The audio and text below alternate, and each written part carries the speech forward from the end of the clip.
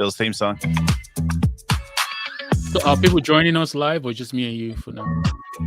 You know, the live viewers, listeners, all really depends on the time of day that we're watching. So we just don't know. We're live now. Okay.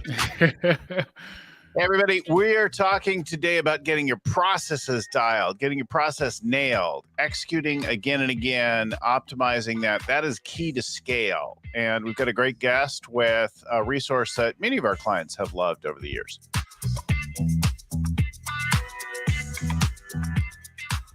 Hey everybody, my name is Bill Gallagher, scaling coach, host of the Scaling Up Business Podcast. We come to you every week with a topic, a conversation, an expert, a guru, an author, somebody, a CEO, somebody around the world of scaling up. What do you need to do to grow your company? You'll find 400 plus shows at scalingcoach.com. That's our website, scalingcoach.com. There it is on the video. If you're watching video, I see live viewers with us today, but you could be watching in YouTube or LinkedIn or elsewhere. And so there it is on the screen, scalingcoach.com. Anyway, that's where we've got all of those shows and more. And of course, you can get it wherever you're listening, watching right now: YouTube, Spotify, Stitcher, Apple Podcasts, LinkedIn, Facebook, Twitter, even. So there you go. Hey, so I'm joined today by Owen McGab Enaohwo. Owen is co-founder and CEO of a company called SweetProcess. SweetProcess is a company that many of our clients have used, and we've shared, past sponsor of the show, but we like it enough that we thought we should actually talk about it, even though it's something that we're like actively promoting. We've got a special offer for you at the end of the show that we'll tell you about for our listeners, viewers. So, Owen, welcome to the show. Hey, Bill, thanks for getting me on the show. I appreciate it. Yeah, I'm glad to have you. Owen joins us from outside of Maryland. The company's based there, but you guys, your clients for SweetProcess are all over the world, aren't they? Yeah, primarily in the US, but all over the world. Even the team itself, our team is a distributed team all over the world. So we've been remote before remote became fashionable. Yeah. Funny how that could be. My son is in the Boston area right now. He's working for a company, but the company's based in San Francisco, where we're from. And he just moved to Boston because his wife has a job or had a job out there. And so we can and do work from anywhere and everywhere. And sometimes that's really great. But of course, it kind of makes the topic even more appropriate. Like if you're all working in different places, getting and synchronizing your processes so that you're doing the job consistently is a great thing, or an important thing. So as we get into this, let's just talk a little bit about your background. You know, what led you to this company? Give us a little kind of little insight, a little background on Owen. Okay, great. So I used to, before I started SweetProcess, this was in the fourth quarter of 2013, I used to run an agency where I would provide people here in the US with, back office staff, virtual assistant and people to do work for them. And this happened because, that period we had these books like The 4-Hour Work Week, The World is Flat, that made it so that the small business owners understood that they also had the ability to leverage, working with people outside the country at a much more affordable price. Because before then, it was thought that it's only the bigger companies that could do this. You hear of the the phone companies that will hire like hundreds of seats of people, handling their customer support, handling their phone calls, and all that. So before these books came out, that was the thinking. But then when these books came out, they made it clear to the small business owners that they too can leverage this. But then the problem that I was facing when I started bringing on this kind of clients on the small business side was that they had this assumption that they would just hire somebody and magically that person would just hit the ground running from day one, be able to do the work for them. This is somebody in a different country, in a different culture, speaking a different language and a different time zone, just be able to do the work for them just like that. So I had to spend time,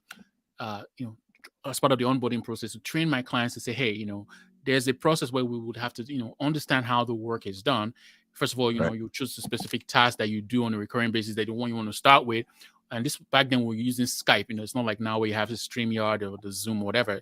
It was Skype that we would use, and they would come on with us, and we'll do a recording of that training session. And someone behind the scenes will take the recording on my team and take it and used to try and document a procedure or a process on how the task is done. The problem we ran into back then was that the tools we were trying to to use to do the documentation, they were either enterprise level tools, that these were tools that were built for like the much more technical people, like the process consultant and all that, and so they were difficult to use, or it was something that we're hacking together a bunch of different tools together to try to achieve that goal. So in the back of my mind, I was like, there has to be a better way. I have to probably figure out a way to build this myself. And then fast forward, I went on a podcast, Mixergy, similar to how we're on a podcast here, and I'm was teaching how to document procedures based on what I was doing with my clients. And my co-founder, Jervis, all the way from Australia, listened to the podcast interview and reached out like, hey, he liked what I was talking about, the frameworks I talked about during the the interview, and he just had some ideas that he wanted to share with me. And so lo and behold, turns out he was wanting to build a software to make it easy for entrepreneurs and the employees to collaborate together to document procedures. And I was like, dude, not only will I give you advice on how to do this, are you interested in we building this together? Because this is an issue that I want to solve. I intended to solve it, but I just didn't have a time to do it. And so we went ahead and I agreed, and then we went ahead and got started with the the process of building a company and building the software. But one thing that I made sure that we had to do from the very beginning was, like I said, the last thing I want to do was to have a software that ends up being as hard to use as the ones that I was having issues with. So let's spend some time trying to interview potential customers to understand, what are the root issues they are having with, this whole thing of creating that single place where employees can go and find instructions on how to do their work, so that we can take the learnings that we have from them and use that as the means to build our software, so that our software addresses, the root issues in a much more simpler way. But not only that, another reason why I did that was because my context was limited to what I was doing from the standpoint of being a business process outsourcing provider. So I wanted to see, okay, is this something that across the board in different industries people are having issues with, so that I can expand my context by having these interviews. So we did those interviews, came back a month. We did more than like 30 or so interviews with potential customers from different industries. Then we came back and used the findings and decided, okay, this is what we're going to build, and this is how we're going to solve the problem and keep things simple. And now, moving forward, SweetProcess has more than 2,000 companies using our software as our customers. And, the typical company has anywhere from 10 employees all the way to like 100 and even more, because we have banks using SweetProcess. We have churches using SweetProcess. We have actual government agencies using SweetProcess. Law firms. It runs the gamut, because at the end of the day, regardless of the type of institution, in order for you to have work done in a way that is predictable, in the way that you want it to be done, especially things that human beings have to do, your employees, you need to have these documents in place. You need to have this a solution like SweetProcess that solves that problem on your behalf. Yeah. So let's talk about a few of these client companies and what they do. Maybe you can share some of the stories or examples. I think there's a few different parts that are particularly interesting. The first, to me, I think, is the critical thing. So maybe you could talk about this, about identifying and documenting the process. Tell us about something that. Okay, so let me give you. I guess. Yeah. I guess the question is trying to maybe help the listener understand how to go about identifying what to document, right? So let me give them a framework if that's what you're asking for.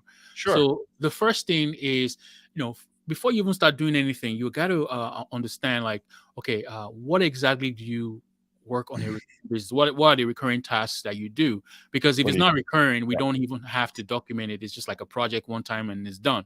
So we focus on the recurring tasks, and the best way to do is kind of look at all the things that you and your employees have been doing, maybe the last month or whatever, just to give you an idea of all the things that has to come into this bucket of, okay, we're going to consider these things. And now the next thing is, you're going to ask yourself, are these tasks that we need to keep doing, or can we eliminate some of these things? Because I know there's this whole thing of tribal knowledge, how we've always done things, but we don't want to move into this whole documenting thing and document everything. We want to only document what we need to document, and if we don't need to document it, let's eliminate it altogether. So now we are left with the tasks that are recurring, and we do need to document. Now the question to ask yourself is, okay, which of these tasks are the income generating tasks, like the sales, the marketing, the sexy tasks people, entrepreneurs talk about, versus the production tasks, the things that you do behind the scenes to actually deliver the stuff you need to deliver to your customers, right? So some people might be, thinking, oh, let's go ahead and document the tasks that are, the sales, the marketing stuff, because obviously if they do that, then they can bring in more employees to take over the task, and then maybe more customers. But my thing is that if you do that, you're going to end up having more customers coming into a situation where you have a lot of bottlenecks on the production side. So more people to be pissed off, more people to be angry with you not being able to deliver. So I said, focus on the production side of things first. This is where we want to start first. So let's look at those tasks that are recurring and they are production based, right? And then the next question to ask yourself is, which one is the biggest bottleneck? The one where anytime, you need to do that task, everybody's running around trying to figure out how it's done, or it's the task that takes the most of your time and you just don't like doing it because the information is not right there where it needs to be, right? These are just ways to identify where is the one you need to start with first. And so you've identified the one you want to start with first on the production side of things. How do you then go ahead and document the task? It's at the time you're about to work on the task. Because remember, these are recurring tasks. Maybe you do it every month or every week, whatever. So at the time you want to work on the task, this is when you start documenting it.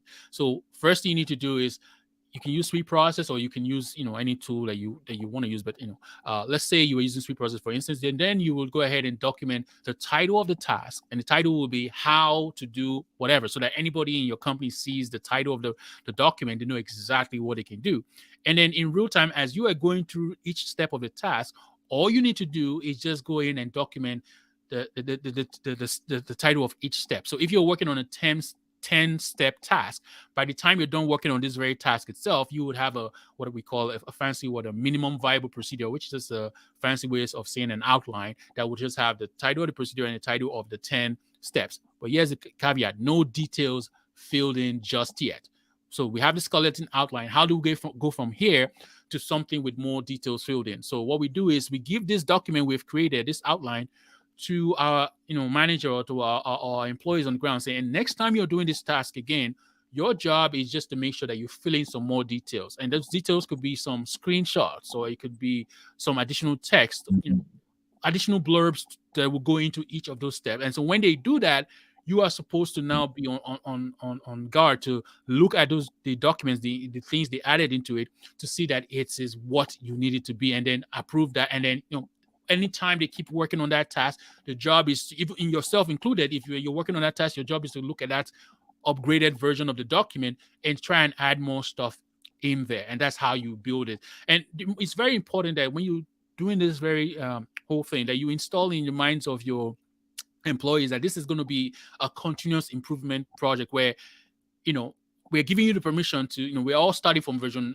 0, right? And the permission is given to everybody that, we are going to improve this document as we go, as we keep working on it. And so why is it important that at the time they're working on the task that these documents should be in front of them? Is that because when they're working on the task, this is when they get insights or questions about things that were not covered in the initial document. And this is when they can pass that information back to you. Not necessarily when you're brainstorming to document it, but a lot of the insight is getting when you're actually doing the work. So now we've talked about what to do to identify the first one and how to document the first document. Then we move to the next, task on the production side that you do the same dance for. Before you know, you started documenting a bunch of these different documents. And then at a certain point, you move on to the income generating tasks, the sales, the marketing stuff, and do the same thing, right? And documenting the task and going through that same process, like I mentioned. And eventually, you would have a lot of documents on the production side, a lot of documents on the income generating side as well, right?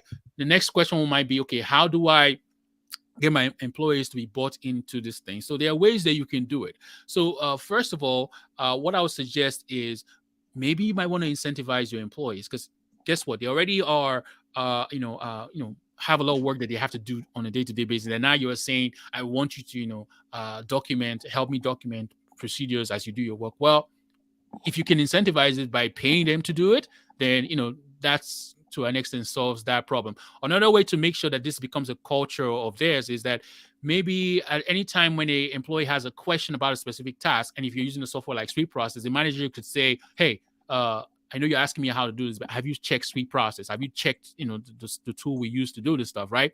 And so over time, what that happens is in the minds of the employees that anytime they have a question, they know their manager or their boss is going to say, have you checked SweetProcess, right? So to avoid that question being asked to them, the first thing they're going to do is they're going to go check, the SweetProcess to see if that document is in there. And then what happens is over time, this becomes a habit where anytime they need answers to something, they go check SweetProcess without even coming to talk to the manager. And what happens to now is that's starting a habit. But not only that, when they go start looking at these documents, they see documents that their fellow employees have created or they have actually helped to improve, because like a software like SweetProcess, we're tracking all the changes and who says what and who made the improvements to this document. So now subconsciously in their mind, they're like, well, in this company, not only are we empowered to help improve the documentation of how we do our work, but I'm seeing my colleagues are doing this. Why wouldn't I want to join, right? So you're basically creating that mindset in them that, hey, you need to go first of all check SweetProcess and see how things are documented for your work. But not only that, you're seeing your employees, your colleagues doing it, and you're seeing how the managers are approving the changes that they're making. So those are the ways to try to get your employees into it. But let's say for some reason, one more thing too is that I've seen situations where people document like a template of how they document procedures, basically a procedure on how to document procedures, so that even though people are trying to do this on their own, they can have a template in front of them that says, okay, when you're documenting a procedure, this is how I need you to create the title. This is how I need you to create the steps. This is how I need you to add information in there. If you're creating a video, this is how long I need the video to be. It shouldn't be more than a minute, because we don't want to create a movie for this step. We want to create a very compact and concrete information if you're going to use a video. So basically you can have a procedure that outlines how people should create procedures, so that when they're actually doing that, they have something like a guide that they can follow to essentially deliver what you're looking for, which is them documenting procedures. Another thing you can also add into the mix is that, let's say for instance, you don't have enough time, or your employees don't have enough time. There are people called process consultants that they can come into a company, obviously for a fee. It's not cheap. They can come into a company and then look through all the different things you're doing, help you brainstorm, through how you do work, help you eliminate things that you need to eliminate. And then once they're done gathering all the requirements, they can help you actually, document these procedures and processes. And then you can have this as a starting point that you and your employees can take from them and improve from there at that point. So this is kind of the framework that you can go ahead to actually get documents in place. Well, that was a broad overview.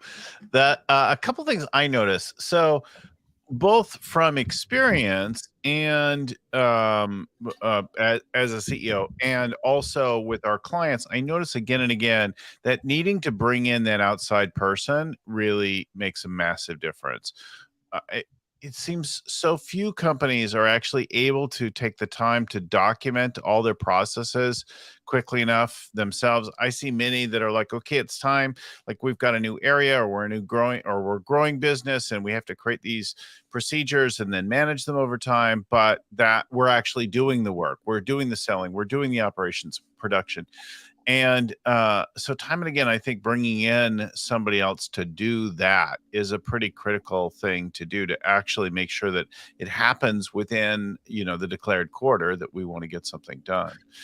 And then it seems like it also adds the additional benefit of having some outside eyes look at your process, who work in this world, who can sometimes question, why do you do that way? Like I see companies all the time and they do things like this, and I think you're making this harder than you need to, or you're missing this piece of technology or something like that. I don't know. Do you actually help people to find those? How does somebody go about finding that kind of outside resource too?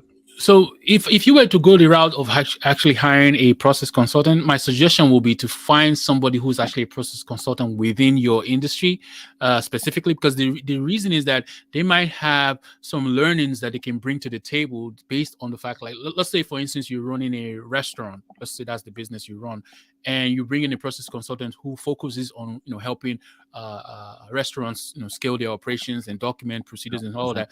That person can bring the learnings that they have had from a bunch of different restaurants to the table, Right. so that when they're coming to work for you, they're bringing best practices across the board from different Right. industries, right? As opposed to just hiring any general process consultant. Obviously, the more niche focused they are, the more expensive they will be, but at least you're getting that additional benefit. But let's say you don't want to go the route of hiring a process consultant. There are ways in which you can actually hire people within the company who are specific to helping you streamline the operations. At a certain stage, you might even end up hiring like an operations manager, where that's their role, is to kind of come in and be that process consultant in some sort of way, but inside of the company, to help you streamline the operations, talk to your different employees, help them take things out of their head and help them document it, and have this in place for them to see, and then help to with their input improve it from there.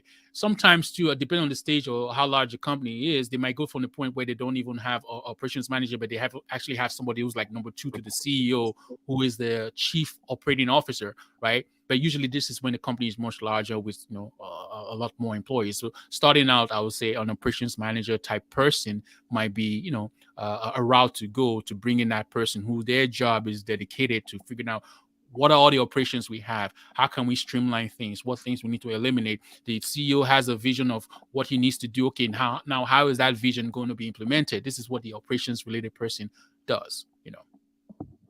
Yeah. So do you have with SweetProcess, do you have any sort of designated or identified, recognized process consultants that you regularly use to recommend? Okay, so I understand the question now. So basically, we do provide the software, and depending on who comes to us, and we usually have a consultation to see what the real problem is. And sometimes you find during the consultation that we have with them that the issue is not only just the software, the issue is also the process consulting side of things. So we do also offer that as well, where we can actually help come into the company and do the process consulting. I do have to say that is actually expensive, because it's not software where it's ones and zeros working. This is somebody, a process consultant, actually working for you on that. So we do provide that as well. Yeah. Yeah, I think it makes a massive difference to jumpstart it. And you may have people internally and you may take a crack at it, but if you find that you're not making progress on this and you've designated like process work is part of your quarterly plan and one of your priorities, then you really might want to think about getting some extra help doing it. Because it just really sucks if it gets stalled out. What can you share any examples of companies that maybe tell us about some companies that have actually really turned things around with implementing this? So a lot of the what's it called, like case studies, you can find them on our blog, as also on even our website. You can find videos. But I remember a situation where there was this agency that they work for. It's a government agency, and they do like some work that is like, I think has to do with like child protection service and stuff like that. So the idea is that they had a lot of things that they had to do, especially when they're dealing with children and all that stuff. They basically, that's the agency, what it is. Yeah. But information was all over the place, and a lot of employees that had all this information, these government employees, were leaving. They're due for retirement and all that, and so they knew that the knowledge was going to be gone when these guys leave. So there was this urgency where they needed to have these whole things documented and have it streamlined. So they came to SweetProcess, and we work with them to make sure that everything, especially from all these employees that were leaving, all documented. And now they're still our customer. Things are moving smoothly, and they keep adding more and more employees using it. But that was just an example. Another example is I remember a law firm. There's actually a video testimony on our website for this law firm. And one of the issues they were having was they were trying to scale the company, but onboarding was an issue, right? Because it's a whole issue to hire somebody. But then when they come in, if the person can hit the ground running, you're just basically wasting money paying them, and you're not getting the results you want out of them. So they needed to make sure that this onboarding that they had was not a nightmare, but actually becomes smooth, so that the person comes in, hit the ground running, and can start doing the work. So they came over to us, and that was the solution they needed, was how to fix the onboarding. So they came in, created procedures and processes on specifically how to onboard, the paralegal, how to onboard the lawyers, based on the different departments they had or different roles they had. They had all those things in there. So when they hire somebody, they press a button, a task is generated based on the underlying procedure or underlying process for that very role. And that employee is basically going through all the different steps, learning how to do their work by using SweetProcess. Another example I can think of, and a lot of this, I'm trying to remember the ones that are specifically like case studies that people can actually look up. I know there is a school board that in this case the school board has a bunch of different school boards that they are managing, and they wanted to make sure that, because a lot of school boards, they deal with like parents and all that stuff. There's a lot of information they want to pass on to the public. So this is not necessarily them wanting to have procedures and processes in place for internal employees, but there's a lot of things that these the public needs to find out from them. So they use SweetProcess to create knowledge bases for each of the different school boards, where if you need, as a parent, you want to go find how to do one specific thing regarding that person, your child's school that they manage, you can find that all there. At the end of the day, it's still instructions that you need to pass to people, regardless of whether they are employees or whether they're public facing, like in this example I shared. All that can be done. Yeah, I think case studies and examples like this are really helpful in creating a picture of it, because it's one thing to give instructions, but and know good steps, but when we actually see it, like, it becomes really clear, right? I think about child protective services and the criticality of that. I think about a law firm working on behalf of its clients and needing to get people knowing what they're doing clearly and quickly, and being done on a consistent basis.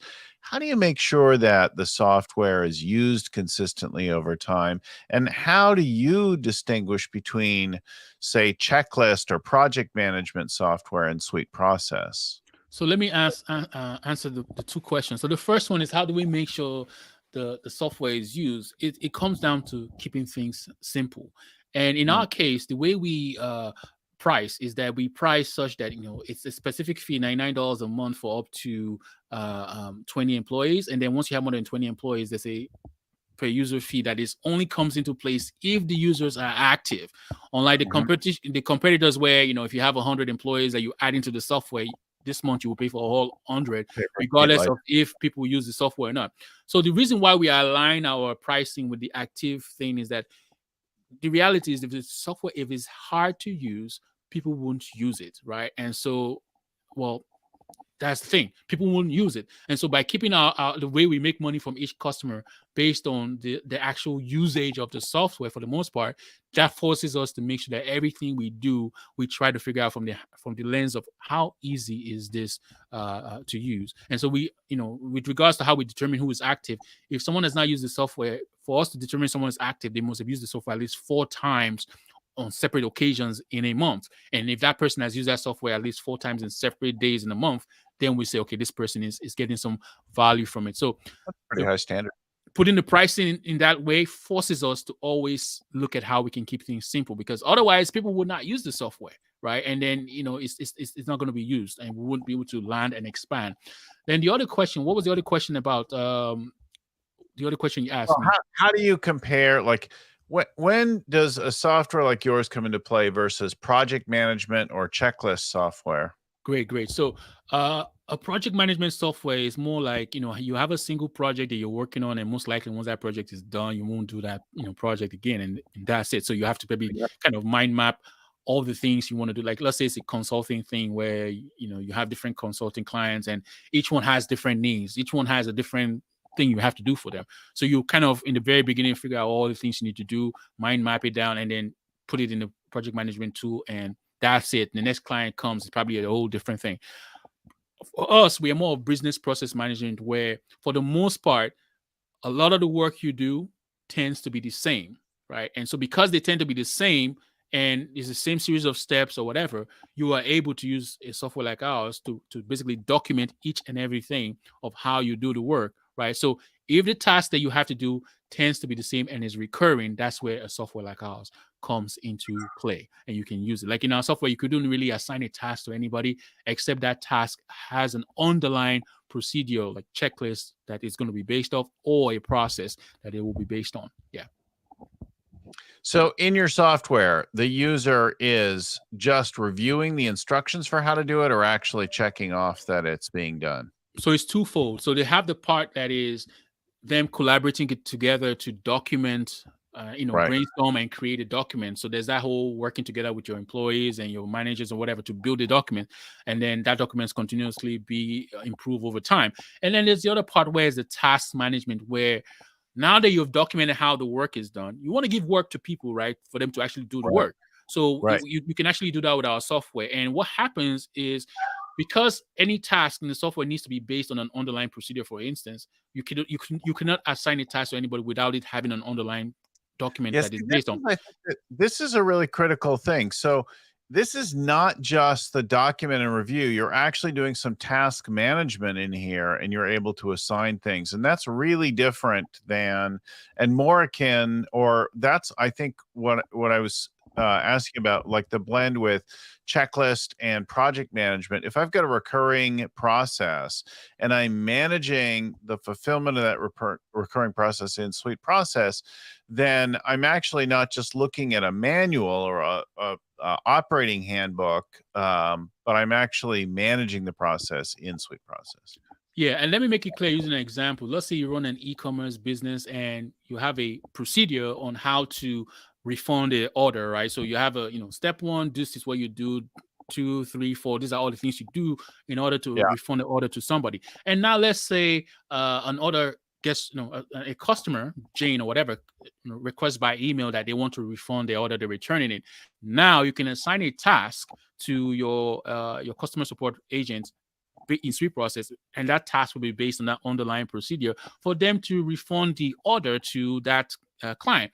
And so when they are going through that whole process of trying to refund the order, the instructions are right there in front of them. Step one, do this. They actually do that and they check it off. Step two, do that. They do the actual thing. And by the time they're done, because the instructions are right there, they will follow all the different steps. And what ends up happening in the end is the order is refunded exactly the way you want it to be refunded to the customer, and they followed all the steps. And on top of that, by marrying the documentation with the task management side of things, what happens is, like I said earlier, a lot of the insight for improvement comes when work is being done. So when they're doing the work, if they come across a step that was not encountered for, or you didn't outline in your document, they can pass that feedback to you. Say, hey, step number 4 in this very scenario doesn't match, because for this very scenario of what we're doing doesn't match. And so now the manager of the document sees that instruction, sees that feedback from the employee who's doing the task.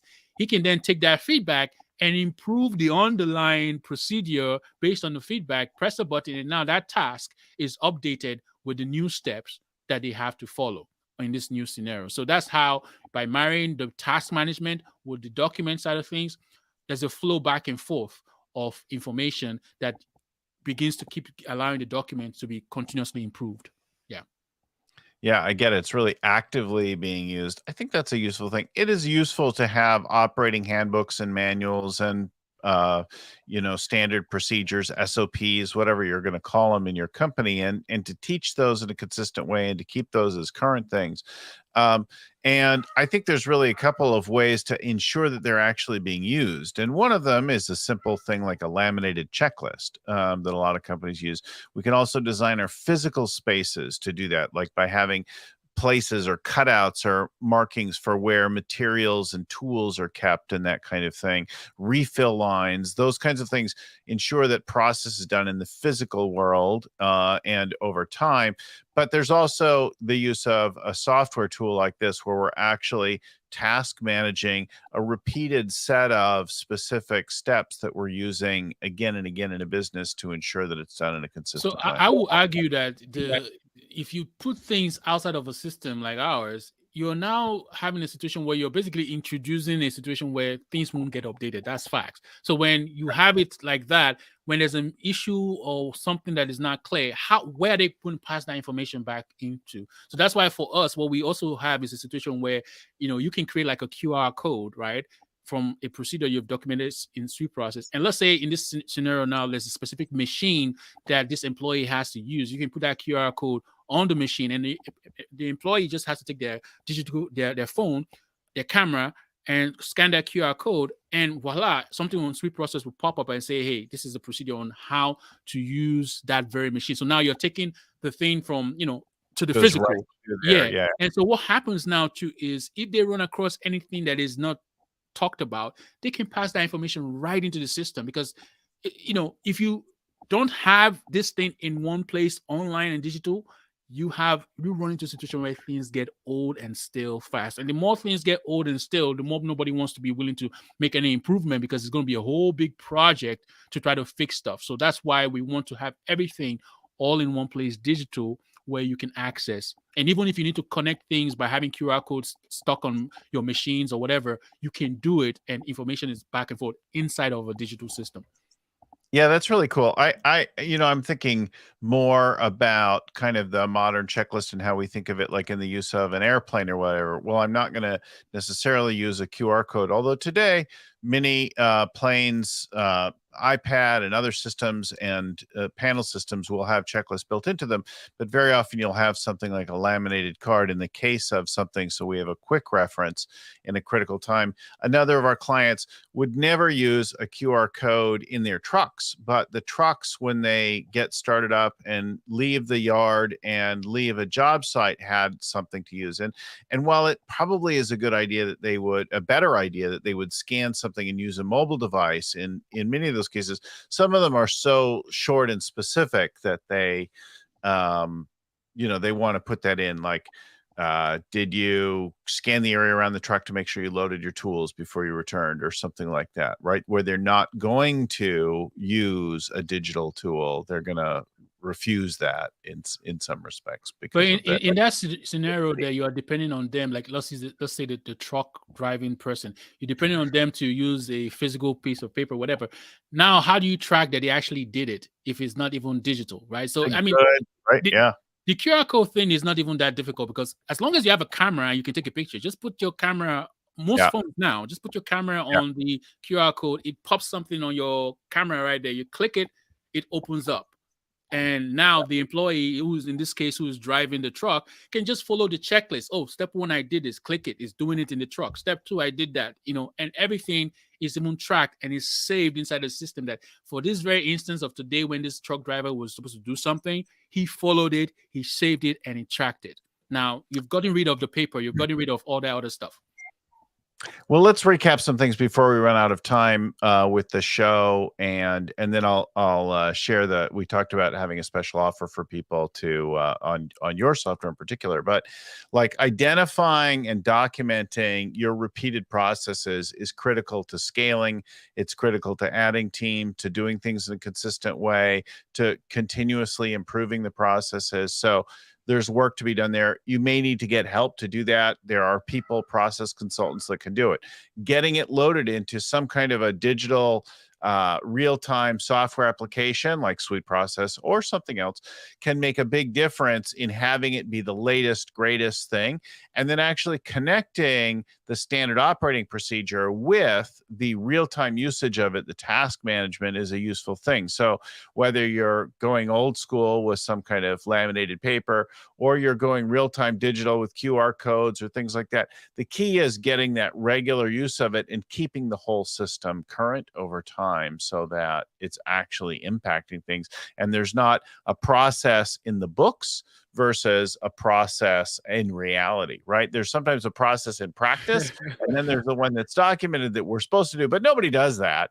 Or even worse, the one stuck in someone's head and nobody knows if the person is not around.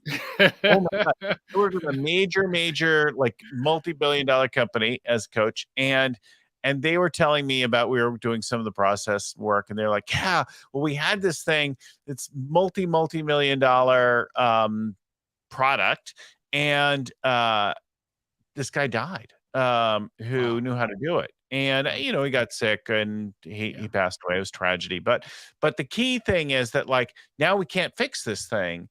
And now there's a multi-million-dollar piece of technology that we're still trying to figure out what to do. Like, the recipe lived with him, and we don't know how to do it, right? Major, critical, like, substantial piece of technology. It was a fascinating story. I'm like, oh, wow, I bet you never want that to happen again.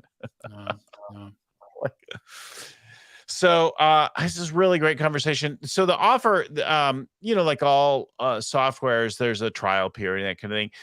But Owen set up for our listeners that they'll give you basically 28 days, about a month, instead of a couple of weeks, to actually go and play with this. So if you want to go play with it, do one of your processes, start to work it through. SweetProcess.com/scaling up is where you'll get that special offer to double your trial time and get something there.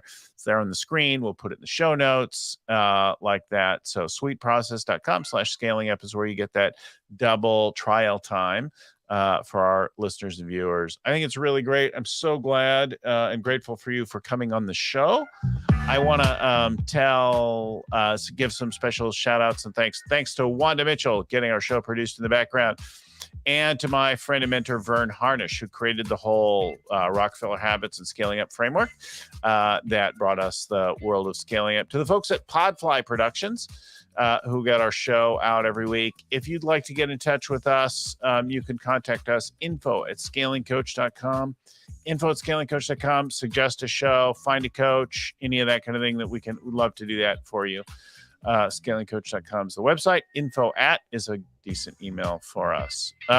Thanks again, everyone, for listening, for watching. Keep scaling up. We'll talk to you again next time. Bye-bye now.